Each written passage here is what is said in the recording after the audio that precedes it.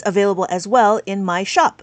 Now with this 13 column abacus, it works exactly the same. We have our dots. Notice that there's dots. So you could choose any dot. If I choose this one over here, then I can do, and you notice that every dot is grouped with a group separator. So if I have my ones, my thousands, then I go millions, and then I have billions, and then I have trillions.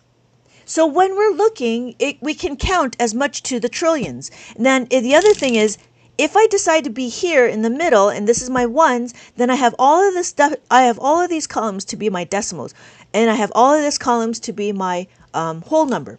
So we have our ones, our thousands, and then millions, and that's it.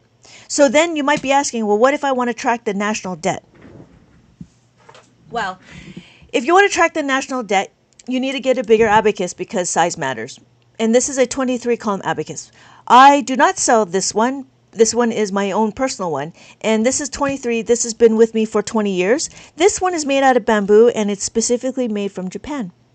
It's kind of nice, and it's quiet. It's not as loud as the plastic ones. But that is it. It is what it is.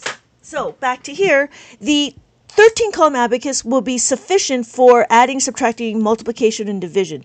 The reason why I would use the 13 column ones is because you have enough columns to help you calculate. And we also use the abacus to help us assist while we find the answers. However, when you're looking at this one, the 7 column abacus, it is a little tougher because the amount of columns that we have. So we can do some adding and we can do some multiplication, but we can't do a lot of it. It just depends on how big the number gets. So, size. So the abacus, I am fragile. And the abacus, I don't know what you're talking about. My goodness, thank you everybody so much for the likes. Thank you everybody for so much for the likes and the gifts. Thank you so much. I appreciate that. Thank you, Miracles, for the heartbeat. Thank you for checking in. Okay, what are we doing? We're talking about the abacus, and they're moving, and the left hand and the right hand. Okay, we're done. Okay, now what are we going to do is we are going to understand